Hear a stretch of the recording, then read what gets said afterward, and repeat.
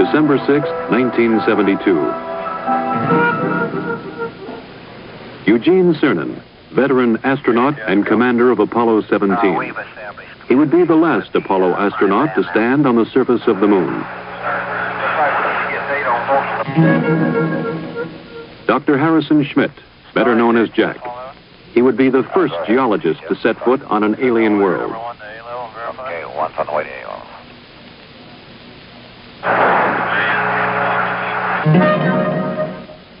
Ronald Evans, command module pilot. He would remain in lunar orbit, operating a battery of experiments that would take this last close look at the moon. In the year 1675, Sir Isaac Newton was asked by his fellow scientist, Robert Hooke, how he had accomplished so much. "If I have seen further," Newton wrote, "it is by standing on the shoulders of giants."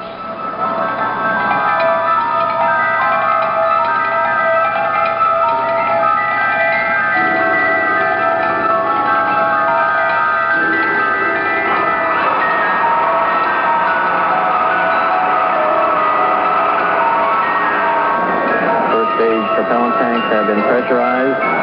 The engines will build up to a thrust of 7.6 million pounds. T-minus 30 seconds. We have a cutoff. We have a cutoff at T-minus 30 seconds.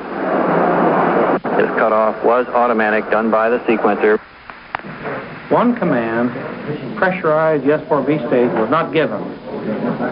And despite the fact that it was going to be done manually, the sequencer, in effect, said, I didn't tell you to do it, and therefore you can't be doing it. So at 30 seconds, it very properly stopped the operation. Most of the work was being done right off the firing room in the Launch Control Center at Kennedy. However, there was a great deal of support from the Marshall Space Flight Center, who had a comparable operational group working there with their contractors. So we concluded that we were safe, and we gave the word to jump route to one signal and proceed, which we did.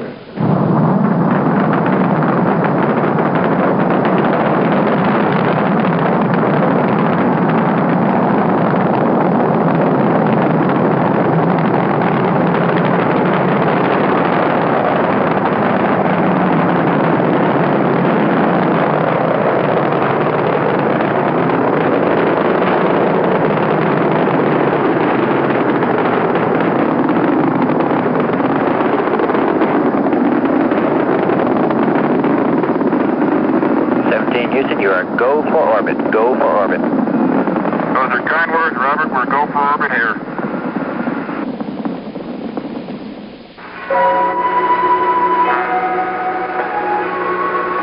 After checking out the spacecraft in Earth orbit, they burned out of orbit and headed toward the moon. Houston, we're right in the middle of a snowstorm. Ron Evans, at the controls of the Command Module America, moved in to dock with the lunar module Challenger. They pulled Challenger free of the booster's third stage, then continued the 3-day coast to the moon. GNS, ATM, ECHO. Even as Cernan, Evans, and Schmitt headed toward the moon, directly below the Apollo 17 control room, Flight Director Don Putty ran his crew through a launch simulation for the first Skylab. As you're probably well aware, we are still working on other programs, Skylab being the prime effort starting in the spring of next year. We're also working on the cooperative mission with the Russians, which will take place in 1975. And of course, we've got quite a few of the flight control team as well as other center elements involved in the work on the shuttle. So it's the start of a new era, I hope. Skylab, of course, will fly in the spring of next year with 3 men going up and spending 28 days, and then 2 months later after they land, we'll put 3 men up for 56 days. They'll come down, and 30 days later, another 3 will go for 56 days. So a year of 73, calendar year, will certainly be a busy one from the standpoint of manned spaceflight. December 10th, 1972. America and Challenger went into orbit around the moon. Houston, this is America. You can breathe easier. America has arrived on station for the Challenger head. The next day, December 11th, Cernan and Schmidt entered the lunar module and undocked.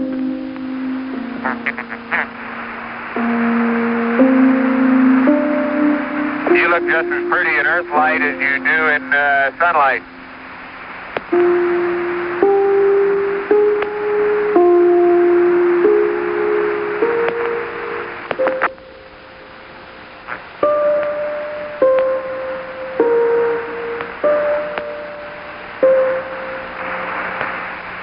Roger, America. Have a good burn. You're loud and clear.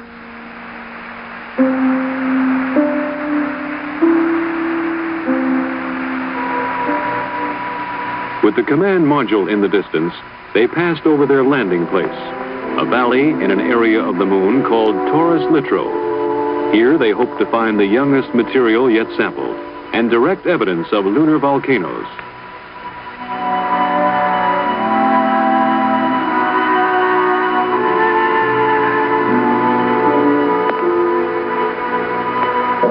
You're looking real good, Gene. Right down the line. Oh, man, we're level with the top of the Mesite now. Okay, stand by for pitch over. Oh, are we coming in? There it is. Proceeded. And there it is, Houston. There's Camelot. Wide on target. I see it. We got them all. 42 degrees, 37 degrees, through 5,500. 53 degrees. Okay, I've got Barre, I've got Poppy, I've got the triangle. That's 2,500 feet, 52 degrees. H-dot is good at 2,000. H-dot is good. Fuel is good. Going down at 10, cut the H-dot. The fuel's good. 110 feet, stand by for some dust. Little forward, G. Little forward a little. 90 feet. Little forward velocity. 80 feet. Going down at 3. Getting a little dust. Going down about 2. Very little dust. Very little dust. Stand by for touchdown. Stand by. 25 feet. Down at 2. Fuel's good. 20 feet. Going down at 2. 10 feet. 10 feet. Contact. Stop push. Engine stop. Okay, Houston, the Challenger has landed. Roger, Challenger, that's super. Houston, you can tell America that Challenger is at Taurus Littrow. December 11th. Cernan, then Schmidt, left the lunar module to begin their first EVA. As I step off at the surface at Taurus Littrow, we'd like to dedicate the first steps of Apollo 17 to all those who made it possible. Their first job was to unload equipment, including their rover, the electric car in which they would drive to the exploration sites. That's beautiful. This has got to be one of the most proud moments of my life, I guarantee you. We thank you very much. As Cernan drove the equipment-laden rover, Schmidt carried the scientific experiments package called ALSEP. Hey, do you need me, Gene? No. I'm going to go deploy an ALSEP. Have at it. In Houston, scientists in the science support room watched, correlating and directing their movements. Okay, Bob, I've got my tools of the trade right here. As Schmidt set up the various experiments, Cernan drilled a series of holes, both to collect core samples and to implant experimental probes. Well, we're out in the ejected blanket of Camelot for sure now. Yeah. Man, it didn't feel like this stuff was that hard. No, I'll get it. I knew there was something I needed to do. Get the jack in over here, other side. Let me put some weight here. Not going anywhere. Oh, he's going slowly, Bill. Very slowly. I'm gonna get this thing out now that I got it. Boy, you know, that's what you call getting down into your work.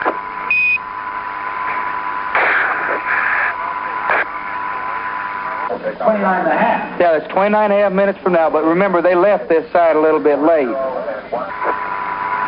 There it is. Okay.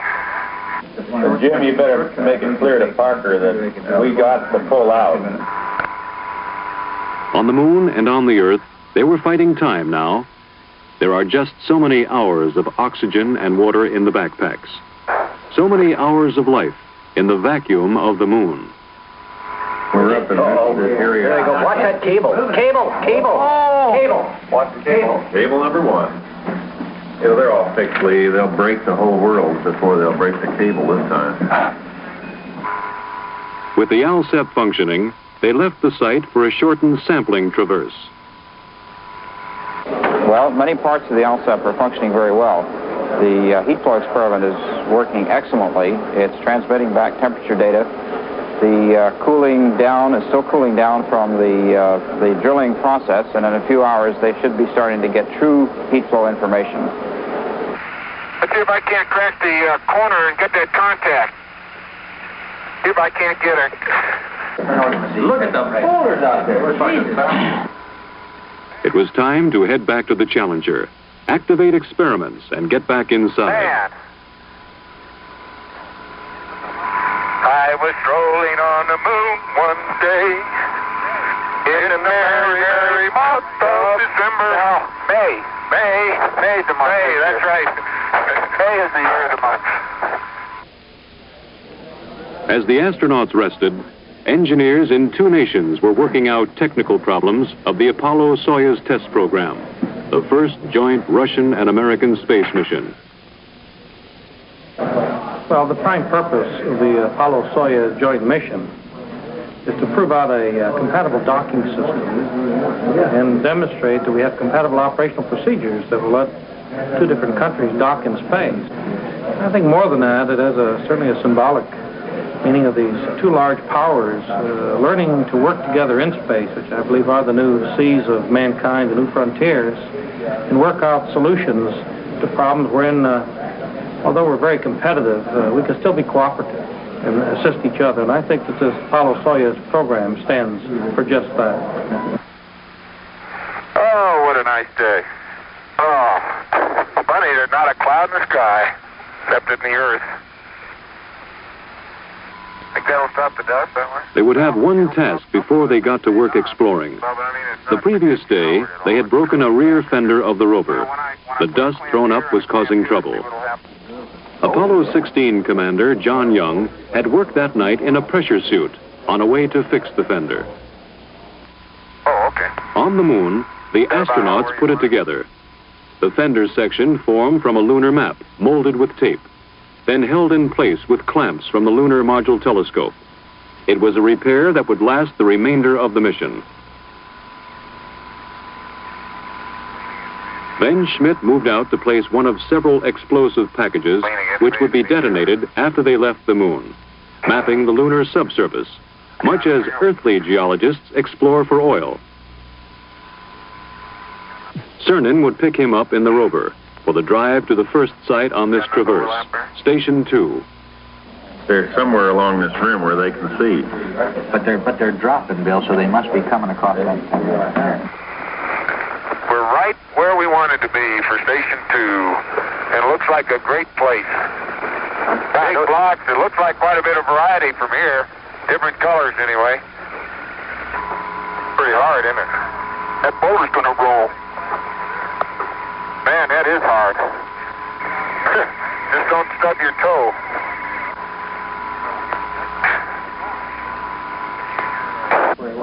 The foreground features are somewhat different, simply because they were farther up under the hill, I think. But otherwise, that's remarkable.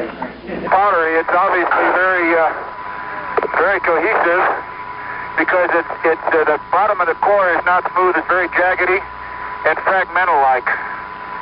Gene's finished with the core tube, then we should be able to go. If we get that all of that.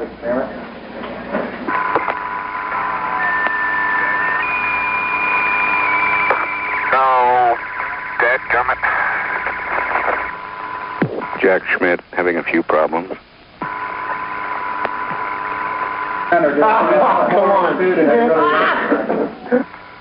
They would sample several locations on this EVA, but none would cause more excitement than the find at the crater called Shorty. Oh, hey! There is orange soil. Well, don't move it till I see it. It's all over. Orange! Don't move it till I see it. I've stirred it up with my feet. Hey, it is! I can see it from here. It's orange. That's the volcanic mix. Somebody unplugged over. Fantastic, sports fans. It's trench time. Jack, that is really orange. I think it's the most exciting we've come across since the beginning of the Apollo program. I believe that it's going to be the most rewarding of all the finds on Apollo. Light gray material on either side. Oh, man, that's incredible. Hey, Gene, we're going to have to... That's incredible. You need to get a down sun color. There isn't enough time, Tony, to do it, no matter which way you want to do it. We need more time. We may have to flip. We have to flip 5 in a little bit, Bill. He's getting about 3 centimeters of wax. They got to leave at a certain time regardless of what we got. Willing to give up all the light mantle stuff. They had to leave Shorty Crater and its orange soil and push on. Time, the enemy of the lunar investigator on the moon and on Earth.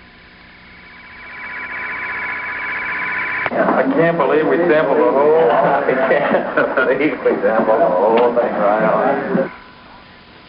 The precious minutes had run out. Return to the rover, drive back to the Challenger, close out EVA-2. We'd like you to leave immediately. Okay. My golly, this time goes fast. As the last Apollo crew worked on the moon, the engineers on Earth prepared for tomorrow's day in space. I have a model here of the space shuttle. As you see, it resembles a Delta-wing airplane on top of a propulsion system. The system is going to be designed so all of the costly parts are reusable. Now that we're beginning to understand space, we're beginning to understand the potential, the economic potential. The need is to bring larger arrays of instrumentation up in space. The need to provide man with a real capability to work up in space. Okay, Bob, I'm on the pad, and it's about 4:30 a Wednesday afternoon as I step out onto the plains of Torres Littoral. Beautiful valley. December 13th. Yesterday, they had explored the south end of the valley. Today, they would go north. Yeah, well, let's ask for an extension. Hey, Jim, this is the last time for you to really go to bat for us, Jim. We know you'll do it for us. extension for that outfit. Holy smoly! Why are we on a slope? You okay? Man, that's rough country in there, isn't it? Well, you're looking across Henry. And let me see what it is. Apollo science will continue, and I'm sure might see the mysteries will continue to come out for many years to come. But of this I'm sure. Man has learned that space is his to explore. And man will return to space to explore, to the moon and beyond. Rock types in the, wherever they came from. I'm firmly convinced that it's changed the whole basis of philosophy, including religion. I don't think that we've begun to see what the era of spaceflight really is. We've got a long way to go, and I hope I'm living when we leave this solar system on a venture to find another planet Earth.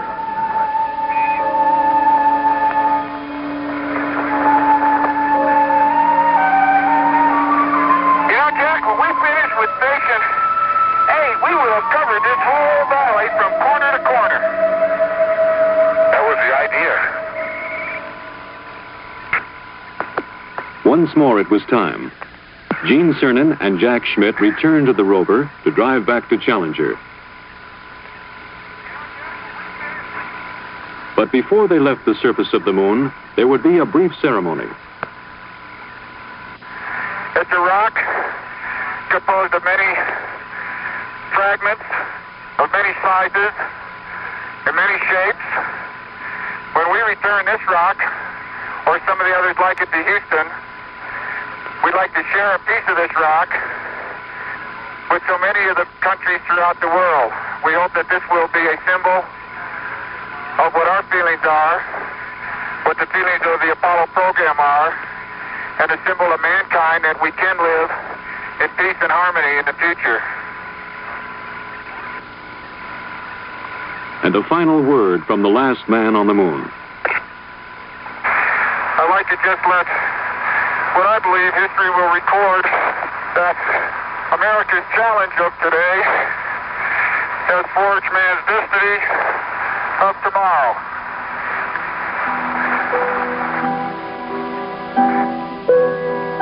While Cernan and Schmitt closed out the last moonwalk and prepared for tomorrow's liftoff, Ron Evans worked on in orbit.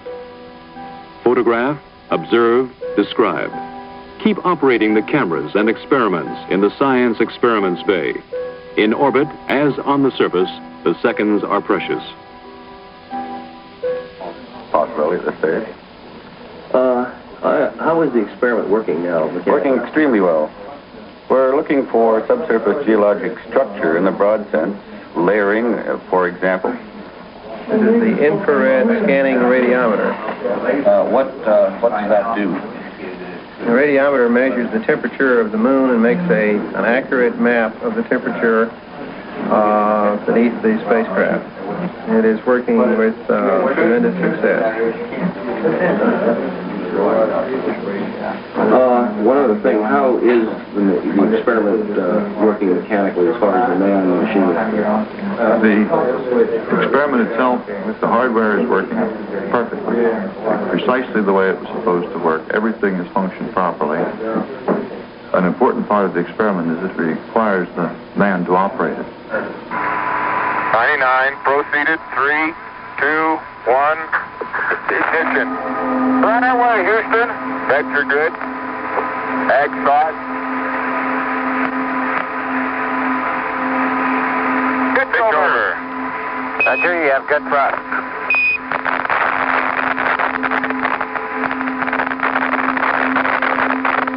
Okay, 30 seconds. 308 your number. Take on through 1,500 feet, and H-dot looks good. On the descent stage of Challenger, forever on the moon, they left a plaque reading, "Here man completed his first explorations of the moon, December 1972 AD.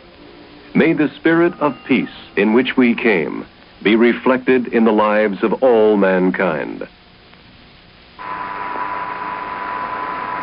One revolution later, Cernan and Schmitt caught up with Evans and prepared for docking.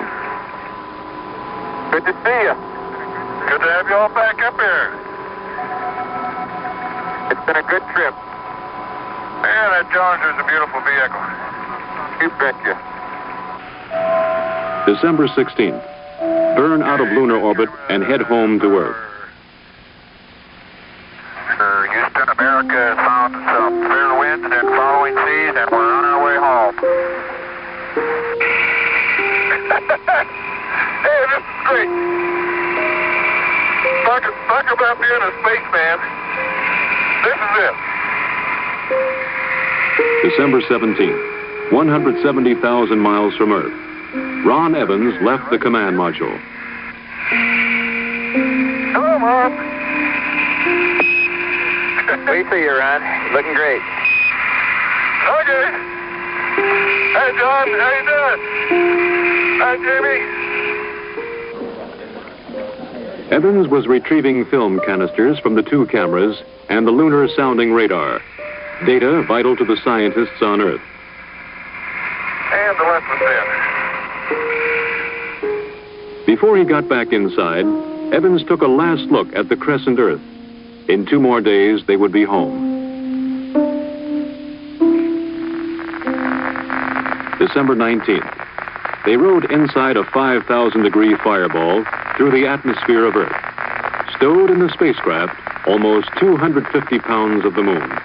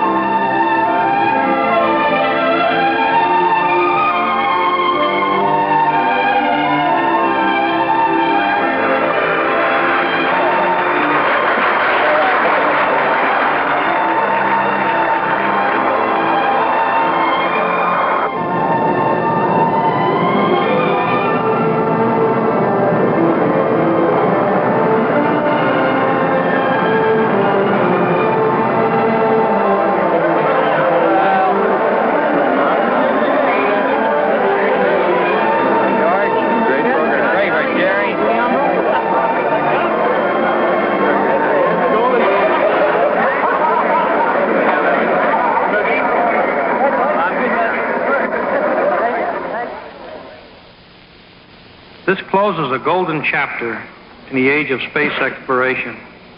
In a way, it brings a close to what has been a very romantic era in space exploration. But, I want to make this very strong, the book is still being written.